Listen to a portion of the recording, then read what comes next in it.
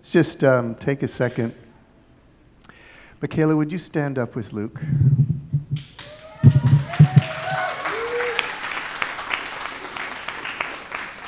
It's been a long time coming. It's time for rejoicing. Okay. Amen is right. Well, here's the backstory to today's message.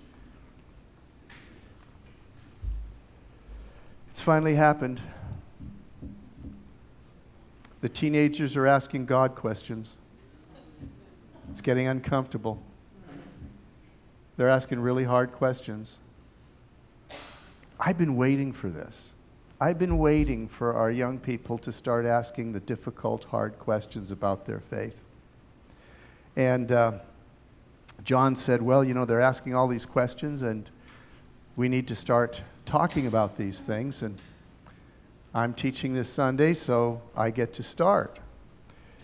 But there's little signs that tell you are on the right track. We had someone else come to our Connect group a couple Wednesdays, and I got a long text from her asking all the hard questions, really good ones. And I thought, I can't wait to dig into this. So today we're digging into the first big one, and that has to do with the difference between Christianity and all other world religions. And the question is always phrased this way: what makes your faith the true one and all the others false? You see, we're being accused of being exclusive in our understanding of God, and that's not popular today.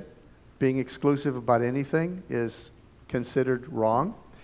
But the question that they're asking, what makes your faith true, the true one, and all the others false? It's a fair question. But here's a starting place.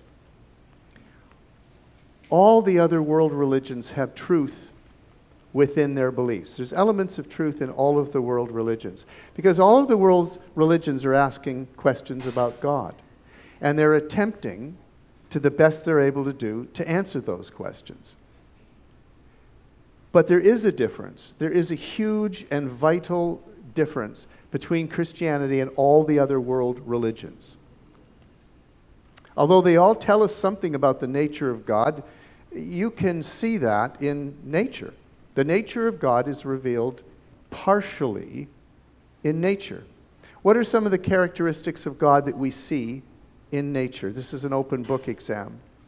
You can just start yelling things right now. What are some of the attributes of God that nature reveals to us? I'm sorry? Abundance. He's a giving God, and nature provides sustenance for our lives, and He's the author of that. What else? Sorry? Living water. Water is life, and that's a good symbol of Him. What else? Faithfulness. Well, I don't know if we see. Yeah, I guess we do see that in nature, because we live in a cause and effect world. Isn't it? We take it utterly for granted, but when you do a certain thing, you get a certain result, and it happens every single time. What if it wasn't that way? What if it was chaos? What if there was no predictability in it? Then there would be no life. How about power? Ever been out on the ocean in a storm in a small boat? I have. It's an utterly terrifying experience. The power of nature is overwhelming. How about majesty? Yeah, beauty. I mean, it's unbelievable. Goodness, creativity. It's seasonal. Sometimes it's easy and sometimes it's not. Nature tells us a whole lot about God, but it doesn't tell us enough about God. It tells us things about God, but it doesn't tell us enough about how to know God. There's a difference between information about something and experience with something. And all world religions are trying to take us to a place where we can have an experience of God, because the information about Him we can draw from nature isn't enough. Knowledge about is not the same as knowledge of. So all religions tell us something about the nature of God. What else? What other nature? They tell us about the nature of God. What other nature do they all deal with? No. I mean, yes, but that's not what I'm looking for. People, you got to give me what I want or I'll go on talking about my childhood. It's really that simple. Behave. Okay. All world religions are trying to tell us about the nature of God, but they're telling us about another nature too. Which one is it? Ourselves? Yes. Who said ourselves? 10% off your tithe right now. 10% off your tithe. Look, religions are concerned with two things, the nature of God and the nature of people, human nature.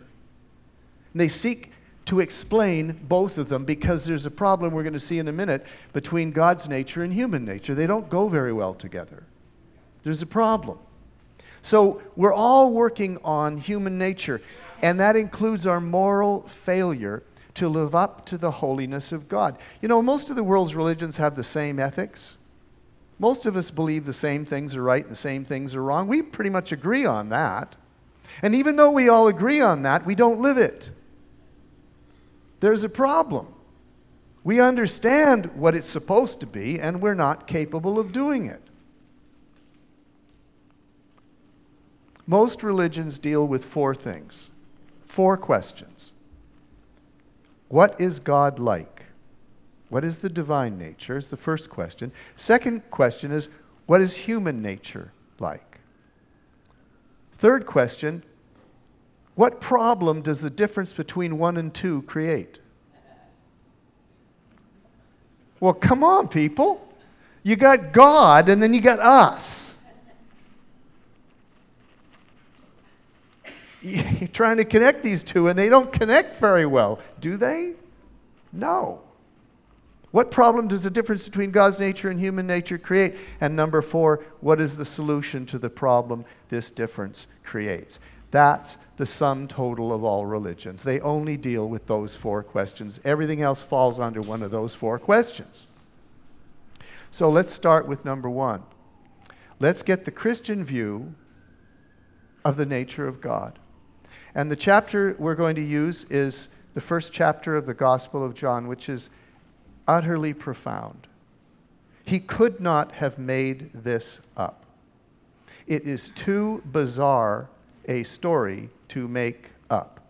It had to be received by inspiration. Let's go through it. In the beginning was the Word. What word is the word? Used there. What's the word? Logos. It's a logos. It's a message. It means a message. So let's just take word out and put message in because it's going to make more sense. In the beginning was a message. Okay? In the beginning was a message. And this message was with God. That's kind of weird, isn't it? This message was with God? Was it God's message? If it's God's message, is it with Him? How's it with Him? It's capitalized. Good hint. Good hint.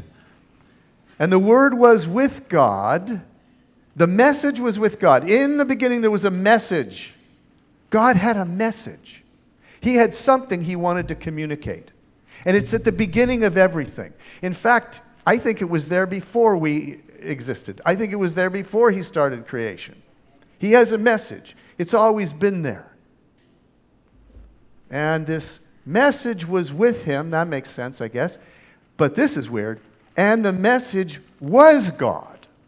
Whatever it is so important. It's who He is. It's Him. See, the message is Him. He was, He. Oh, that's bizarre. This is getting multiple personality disorder time. Like I get the message. I get the message was with God. I get the message is God, but He was with God in the beginning. He just personified the message.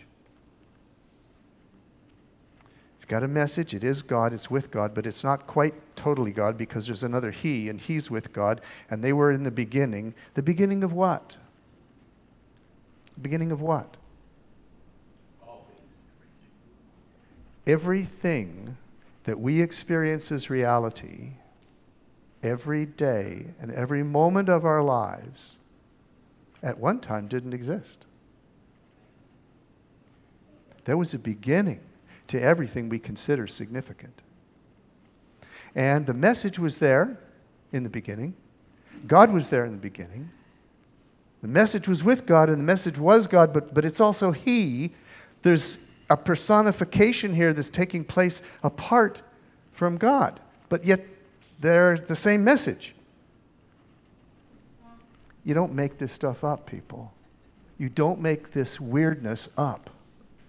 It raises too many unanswerable questions. Yeah, though things through Him, that's the He part. Him, He. That part of God that was the message, but is also God, but is also another He. Everything was made through Him. Without Him, nothing was made that has been made. Now it gets even more interesting. In Him, the message, in this thing God wanted to communicate, was life. And that life was the light of humanity. And that light shines in the darkness, and the darkness has not understood it. That's a better translation, understood, than overcome.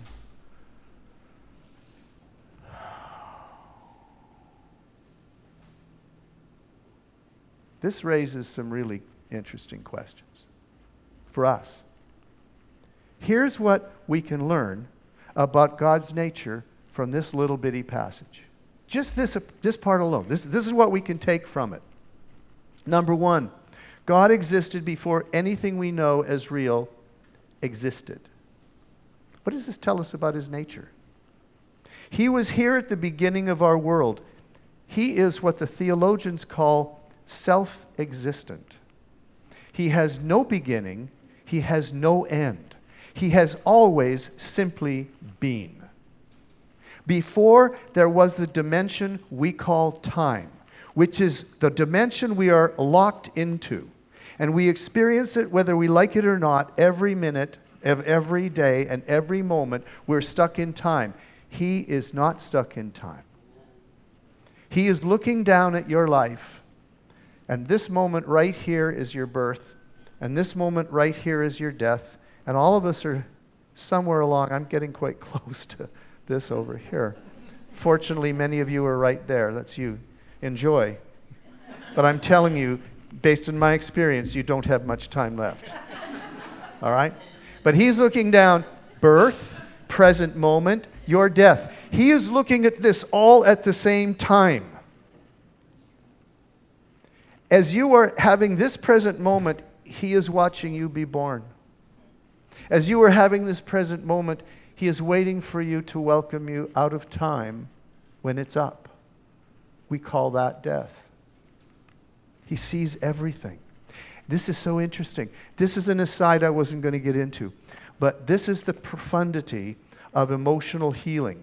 Something really bad happens to you at the age of 5. In me, it was 4 years old. Right about there. Something happens to you and it begins to shape you for the rest of your life, and you think, I'll never be able to change that. I'll never, ever be able to fix that. I will be under that for the rest of my life. And then you meet Jesus. And Jesus goes, oh, that, yeah. This is you here waiting for healing. And He goes, okay, watch this. Touches it, changes it. Because He's outside of time. He can do anything like that anytime. What's stupid? That's dumb. He can do anything. He's outside of time. He can change the present effect of your past by touching your past. Come on, guys. That's flat out the coolest thing in the universe. That He can do that. And I'm telling you, He does it routinely. He's done it in my life a number of times. A pain so great, an internal pain so great,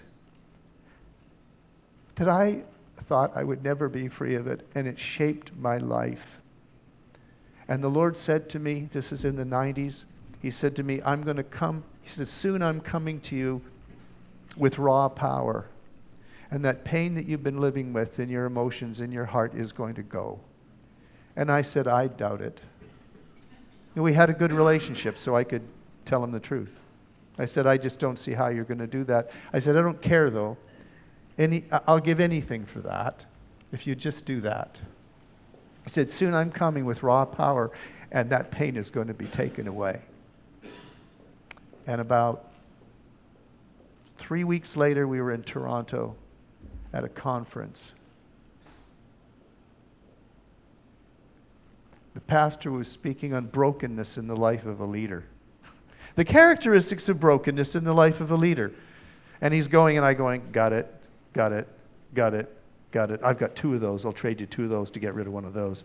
Got it, got it, got it, got it. And by the end of his message, I thought, if he has an altar call here, I'm going forward for prayer.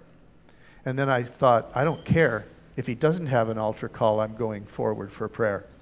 And he finished his message and he said, there's some leaders here who, and I jumped up and ran, and a guy beside me jumped up and ran. We were the 2 first people standing in line like, oh God, you've got to heal my broken heart.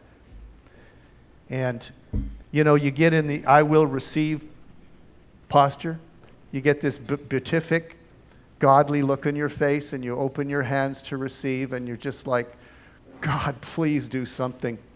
And this old lady comes to me, and I've got my hands out like this, and she doesn't say a word. It's the strangest thing. She takes her fingers, and she puts them in the palms of my hands like this. And then she starts to pray in tongues. And I'm thinking, oh, great. She's not even going to pray for me. She's just muttering away, you know, like this is going to do anything. And then, and I'm not exaggerating, this electricity starts shooting through my body. And it's so strong, I start convulsing. I'm like this. I'm kind of shaking, kind of bouncing, as I'm being gracefully electrocuted. Seriously. And this goes on for about 5 or 6 minutes, and then this thought crosses my mind. I'm being electrocuted. This is raw power. This is raw power. And 3 weeks ago, he told me I'm coming soon with raw power, and your pain is going to be gone. And I thought, this could be it. The electrocution went on for another 10 to 15 minutes. I was just fried, absolutely, like this. And when it's just stopped instantly like that, and I realized I don't hurt inside. I don't hurt inside. This is the first time in years I haven't hurt inside. That pain never returned.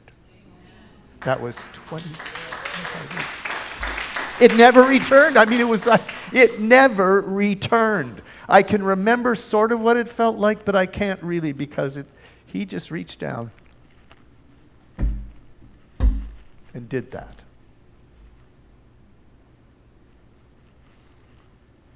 I don't know why I told you that story, but it's a good one.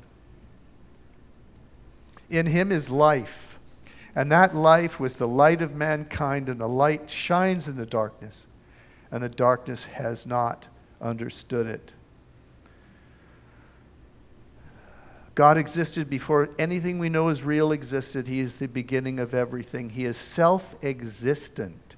He has no beginning. He simply always was. He exists outside of time. He is eternal. And we call this the otherlyness of God. He is utterly and completely distinct from his creation. He can be understood in part from his creation, but he is absolutely distinct from it. And using the rules of creation and the rules of science and the rules of logic, you cannot come to know him because he's not in the creation. He made the creation. Therefore, you cannot use the creation to come to him. You must come to him apart from that because he is what the theologians call transcendent. He transcends everything that we understand. He is beyond our understanding. He is perfectly infinite. His qualities are without end. They never started and they will never end because they always were. Do you get this? What this means in practical terms, no matter how hard we hunger to know him, we can't. We can know some things about him, but we can't know him because he is outside of everything we understand is real. He is transcendent. He is above and beyond everything. He is utterly and completely otherly. This creates a problem for religion. How do we approach a God that can't be approached, that is beyond our understanding? And religion is the art of ritual and rules to make us feel like we can know God and become acceptable to him, like there's something we can do to get there to the unknowable God. That's religion. That's what all the world's religions are involved in. And it doesn't work. It won't take you to that destination because that destination is outside of our reality. Are you getting this? Because it's a hard concept to explain, but it's the truth. He's transcendent. That's the first thing we take from this passage. Second thing we take is he has a message. Even though he's transcendent, even though we can't really understand him, he's still got something he wants to say. And it's going to be really hard because we can't understand him. But he wants to communicate to us. This message is so important, he is the message. God is the message. And he can't be understood because he's transcendent beyond the terms of our reality. He has a big problem. And so do we. How is he going to explain himself to us? How is he going to make himself known? In some way we can understand him. Because we can't understand him. But the message is a person. The message is a person. This message is a personality. It's also God. Through that message, everything was created. And this message, all in all and all by itself, incomplete, this message is life. This message has the ability to impart life. This message has the ability to impart truth at such a level that it becomes the illumination and the full understanding of everything that is for us. It gives our life purpose and meaning because this message is life. And without it, we might think we're living, but we're not. We're existing. Living begins when you know life and have life and are being transformed and illuminated by that life. This message is life, and it is the understanding of all people. It's the understanding for our people, all people. This message is a person that is God, and he shines into the darkness of confusion of our life. And the confusion hasn't understood it, but he's still shining, and he's going to continue shining until we get it.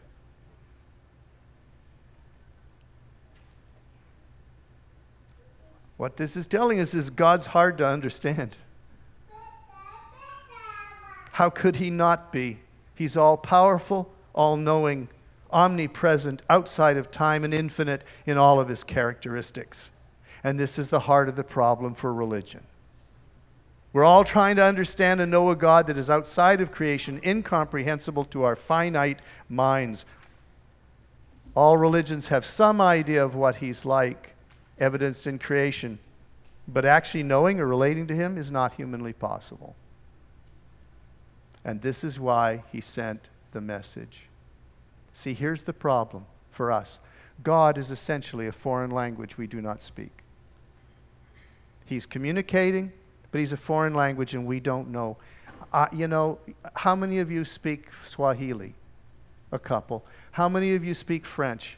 A few more. How many of you speak Spanish? Well, we all fake our way through that. Bueno, muy bueno. Estoy muy fraud. Mi español es fraudulente. God is a foreign language, but he has a message he longs to communicate. So how did he do it?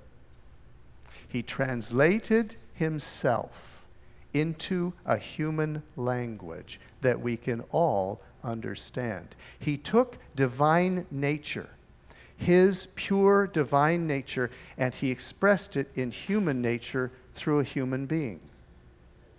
You see, Jesus, this is such a miracle. This is the most wonderful thing about him.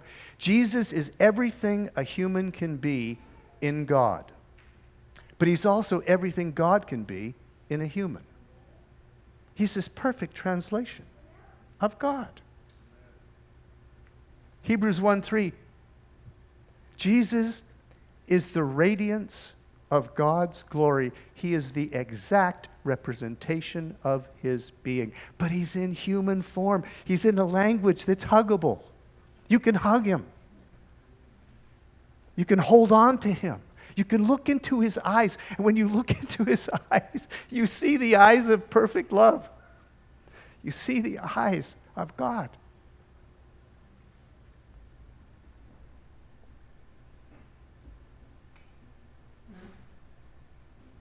The light that gives light to everyone was coming into the world. He was in the world.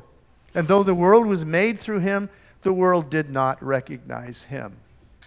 He came to that which was his own, but his own did not receive him. Yet, to all who did receive him, to those who believed in his name, he became Father. He gave us the right to become children of God. Children born not naturally, of human descent or human decision or husband's will, born of God. It means born from above. It actually means the very nature of God comes into us and reproduces itself in our humanity.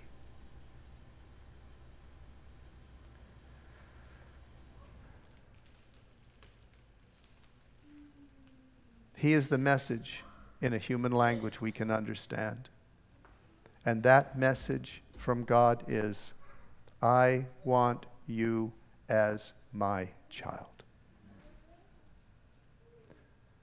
I want you as my child.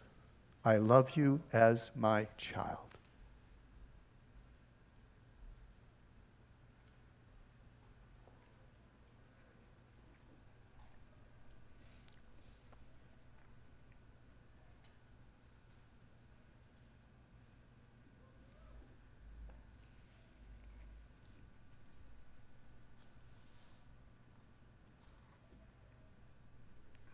The Word became flesh. The message turned into humanity. And he came and lived with us because he's one of us. And we have seen his glory. The glory of the one and only, who came from the Father, full of grace and truth. From the fullness of his grace, we've all received one blessing after another.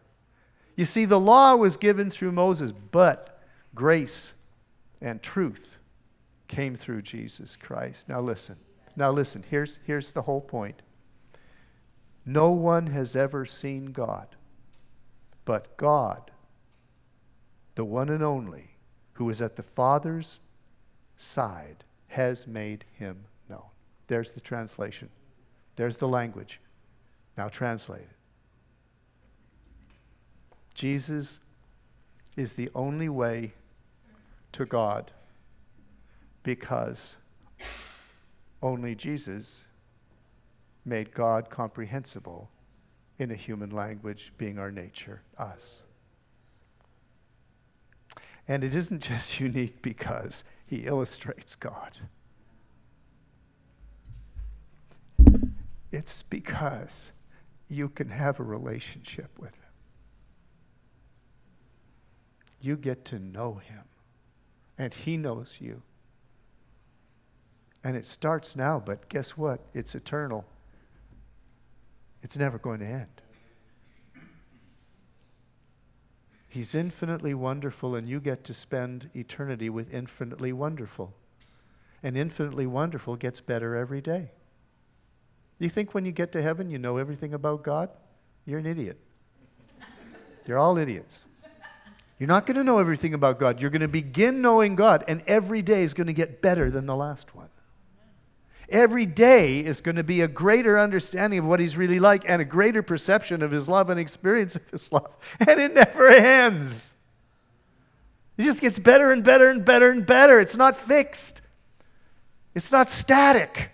Because God's never static. God is dynamic. He is always doing something wonderful. And you are going to spend eternity with Him like that. And everybody else. You're going to drag this community in with you. And you're going to think, I know these people. No, you don't. You don't have a clue. You're going to get to know each other like you've never known each other before. In the perfect presence of God.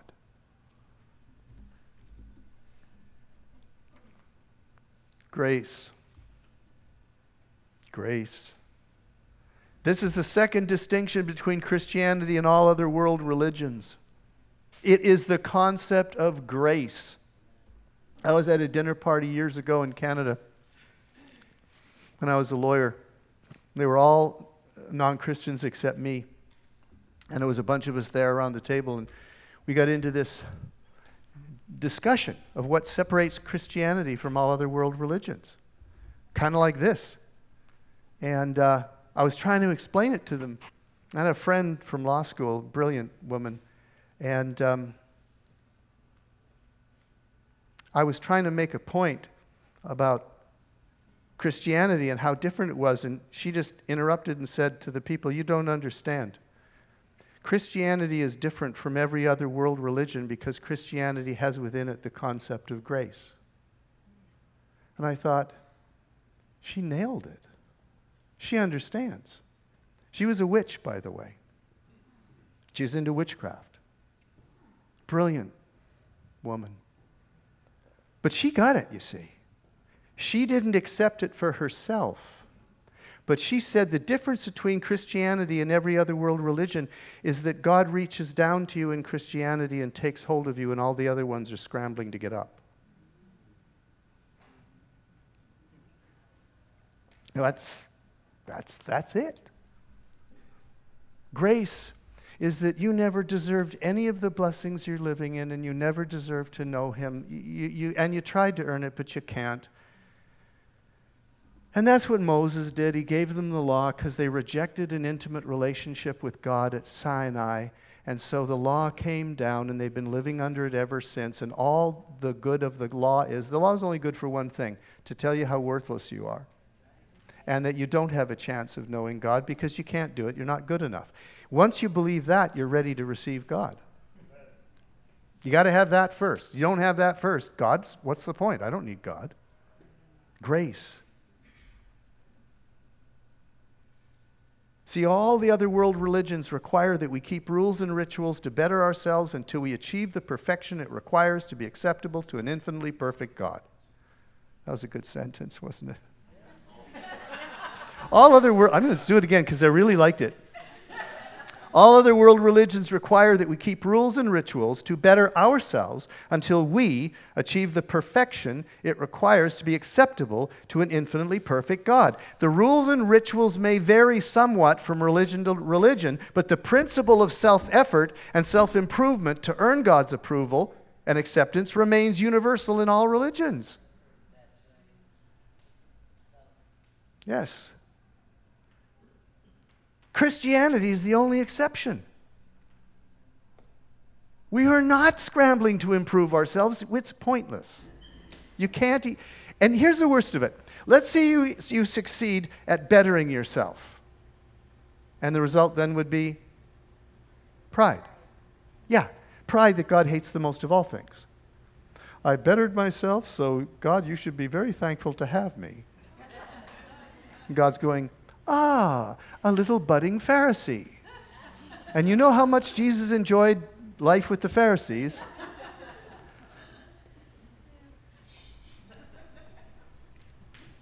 Now look, this concept of grace This idea that it isn't by your efforts that you improve yourself to become acceptable to God, that it's going to be His sovereign work that did it and you simply accept it or you don't. This idea of grace is either very good or very bad news, depending on how you see yourself. You see, for some, grace is an insult. They reason, and how many times have you heard this? I'm a pretty good person. Compared to really bad people, I'm really quite good. I don't need God's unearned forgiveness. He should just accept me for all my good qualities and good deeds. I don't need a Savior. I've heard that a lot. But that's just not true. Because remember those 4 points of religion. God is perfect and good. Human nature is not. This creates a problem. What's the solution to the problem? Those are the 4 points of religion. You see, some people, get this, there's some really sick and twisted people, some Christians included, who really like religion. They like a religion in which they can take credit for their good deeds. It appeals to their pride. Their pride says, look how I have improved myself. God, you should feel blessed to have someone like me serving you. That's the Pharisee.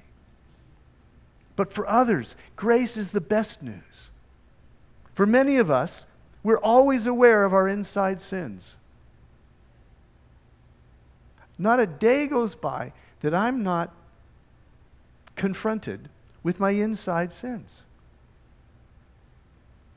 And we know that we can't change ourselves to become compatible with a morally perfect God.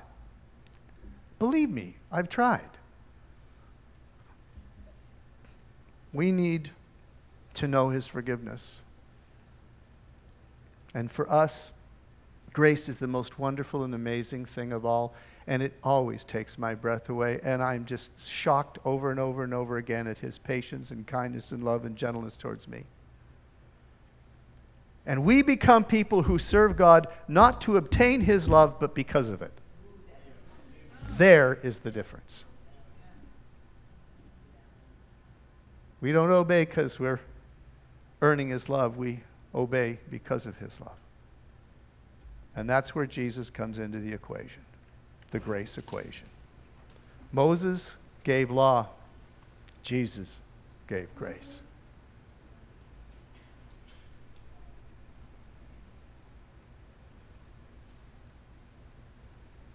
No other world religion gives us both grace and truth and a knowable, relatable God. Christianity gives us a knowable, relatable God we can understand and have a relationship with, and we don't have to earn it because He made it possible, and we couldn't anyway, even if we tried. Now, this religion, called Christianity, is unique. There is no other world religion that does this.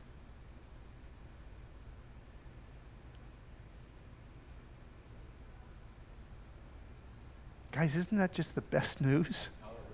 Isn't it just like, this is so good? This is so good, it's almost ridiculous. Well, actually, His love is ridiculous. It makes no... In the created world, the moral universe, His love just doesn't make sense. It's ridiculously extravagant. It's totally... There's no point. He shouldn't have bothered. He shouldn't have, Like, really, Lord? Seriously? You love us? You love me? You need your head examined. You need counseling. Talk to the Holy Spirit. Maybe He can help. I talk to the Holy Spirit when I need counseling. Maybe you should too.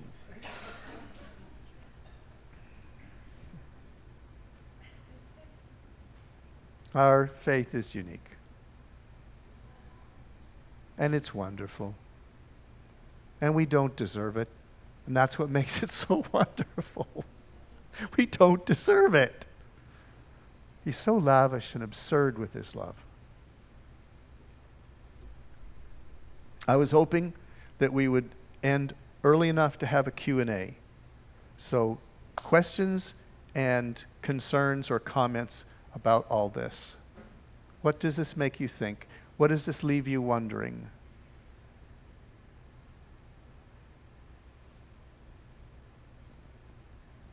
Yes.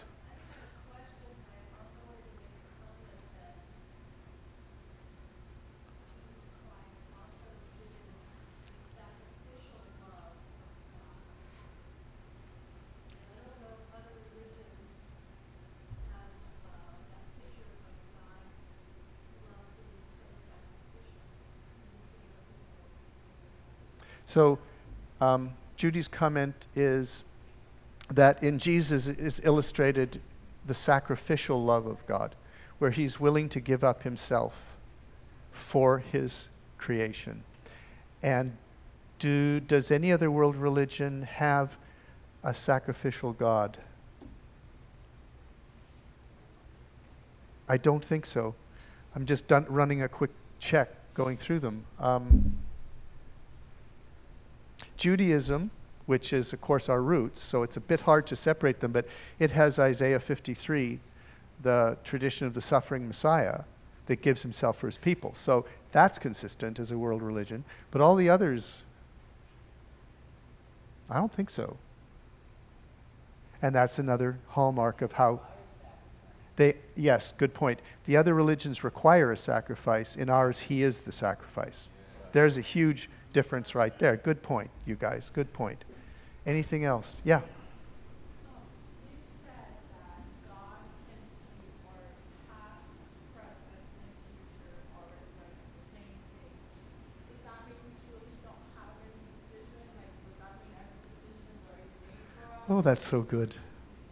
Her question, she said, if what I'm saying is accurate about God being outside of time and looking at our life as a progression, seeing every moment, does the fact that he can see everything happening at once negate our free will? It's a really good question. C.S. Lewis had the best answer I've ever heard. And he said it's a matter of perspective. C.S. Lewis posited you're on one side of a fence, and there's a knothole in the fence. And the fence is high, you can't get over it. And there's a parade coming by. Maybe it's the July parade, or maybe it's Christmas or Easter or something. There's a parade going by in the street, but you're on the other side of the fence. And there's a knothole in the fence. And you can look through there, and all you can see is what's happening right there. You can't see what's coming, and you can't see what's gone by. You're just seeing this present chunk of maybe 15 or 20 feet or something. The fact that you can't see all of the parade, you can only see a bit of the parade, doesn't mean that you're controlling the parade. You're just watching it.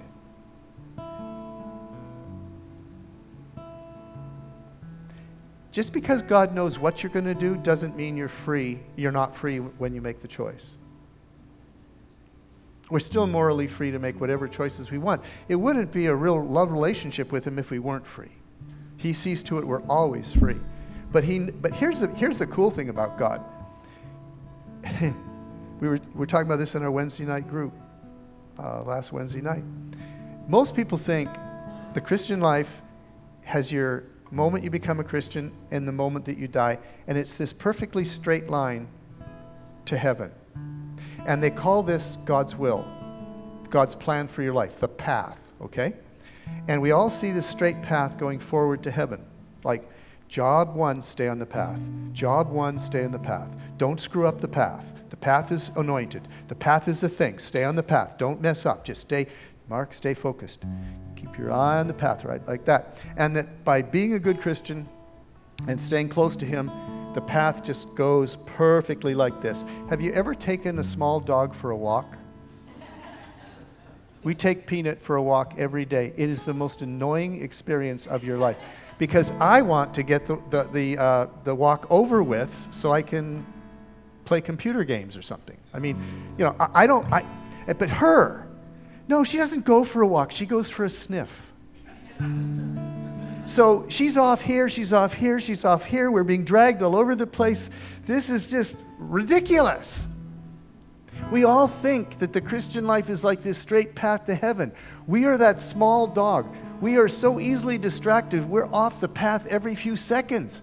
And we go way over here and we screw it up and we think, oh my God, I've blown God's plan for my life. This is a disaster. I'll never get back. Oh, no. And God goes, bonehead, come here. Yes, Lord. And he leads us back to the path, and then for about 2 or 3 days, I'm going straight on that path, and it's great. And then I wander over here on the other side and mess it all up. And he said, come on back, come on, get it back. Okay, here we go again. It's not a path, it's a zipper. Oh, it's the little thing on your Singer machine that says, the little zigzag. It's a zigzag, people. It's not a straight path. And stop thinking you screwed everything up because you made a couple of boneheaded choices. You didn't. The coolest thing about God is he's watching your life and he sees this major screw up here. Oh, what a stupid decision. And God goes, what a stupid decision. Now, if I bring this person over here at that point to say such and such, and then this person over here I bring in just after that, about a week later, to say such and such. And then I have this person invite him to church. We can get him back on the path in about a week. Job done. And then, of course, you come and life's going great for a little while, but then you fall into doubt because you're an idiot. You're just an idiot. But you're God's idiot. And you wander off again, and then he gets you and brings you back and does. Look, some people think God's creativity is best expressed in nature. I don't.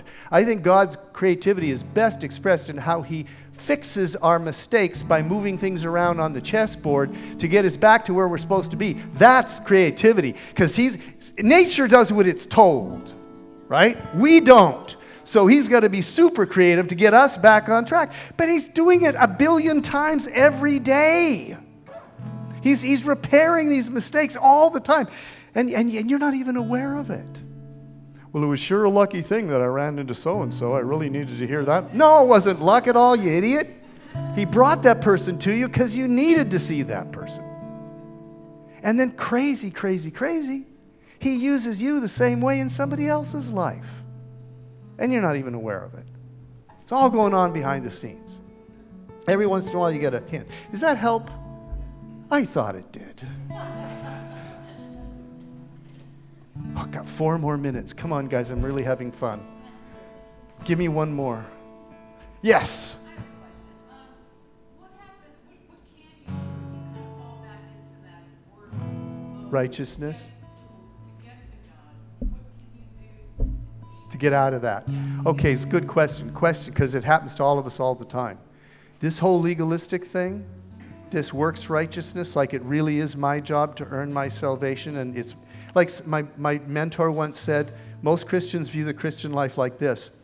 God paid the membership fees in the golf club, but you pay the yearly dues. See? And that's not true. He pays the yearly dues and the membership. That's grace. So your question is, how do you get back to a grace perspective when you so easily fall into life under the law?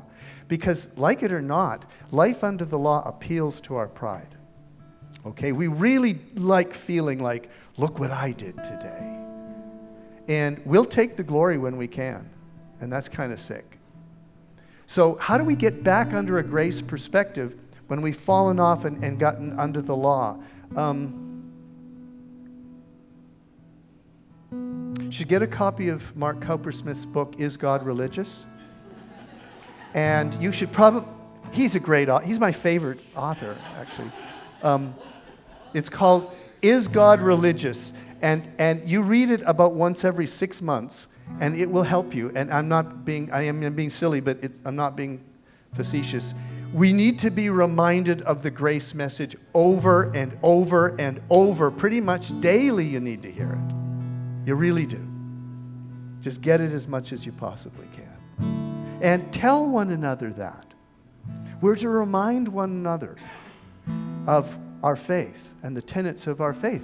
So let's make grace something we think about and talk about. And remind ourselves of. And if you're in a marriage, remind him because he needs it. Yes, he does. And we remind one another in our friendships, and we season everything with grace. Does that make sense? I was just going to say, in line with that, as I get into his presence, it makes me realize I can't Good. embrace that. Yeah. That thought that I can do. Say that again louder. When I get into his presence, then it breaks me of that thought that I can become what I need to be. Yeah. It's the mirror. Yeah. You brush up against real holiness and you don't look so holy. Yeah, get in the proximity of real holiness, and the first thing the worst of it isn't, do you remember what it was like? Like before you were a Christian, you thought you were a pretty good person. Somehow you stumbled into a relationship with God, and then he started shining this billion-watt light bulb into the dark corners of your heart, and you saw dead rats and mice and all sorts of stuff in the corners that you didn't know was there, and you're overwhelmed by how disgusting you are. That was my experience. And he keeps shining the bright light, and I keep seeing more dead rats. But that's wonderful, because the conviction of our sin can turn into the greatest celebration of grace. The awareness of my brokenness and that he loves me anyway is the measure of his grace. And the closer we get to him, the closer we get to what is absolutely true and beautiful and wonderful. And that lets us know we're not, but it's okay because he loves me. And he's accepted me. Remember what I said in communion a couple of weeks ago? 2 deep desires in a Christian's life. The first one is, God, accept me as I am. The second one is, don't leave me this way. Our brokenness reminds us, don't leave me this way. And his grace says, I've accepted you anyway, and I'm at work in your life, and I'm transforming you as we go along. But you're transformed by your gaze at him, not by your gaze at yourself. When we focus on our own brokenness, we reinforce our own brokenness. When we focus on his wondrous grace and love, we're transformed by it. From glory to glory, Corinthians, from glory, as we gaze upon him, we are being transformed measure by measure by measure into more of his character within us. So just enjoy him. Just enjoy him. And you'll be transformed by that relationship. Okay, prayer teams, why don't you come forward? And if anybody came here today with any kind of need, any unanswered prayer, or you need some grace,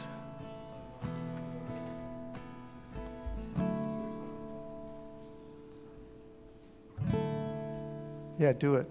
When Mark was talking about how God is outside of time and we're in time, and he can reach back into your past and touch your heart in a moment where you need healing, I felt like at that point of the service there was an invitation there. And you may be here today, and when he said that, something came up, and you were reminded of that. So I think as we worship right now, prayer teams, they're going to be up here praying with you. But why don't we just come to the Holy Spirit right now? And I would invite you to come down front here and allow God to do that very thing and to touch that spot in your heart, that spot in your life that you need healing in. That burden, that pain, that experience that you've been carrying all these years, that has maybe given you that sort of those grave clothes, that unworthiness that you bring into church with you or bring into your daily life, and you're working for God's affection. Let him take that off and heal you of that, and put on this garment of praise and put on the blood of Jesus, which cleanses you and heals you and makes you brand new, as the word says. Do you guys want to do that? Yeah, that's a good invitation. Let's do it. Yeah, so come down front. Just come Let's on worship. up and we'll lay hands on you and pray for you and bless you with grace. Good man. Yeah. Right there. Yeah. Let's stand to our feet. And again, that invitation's open. Don't hold back. If you really feel like that invitation's for you, be bold, step out, come down front. We love you. God sees you. He wants to heal you.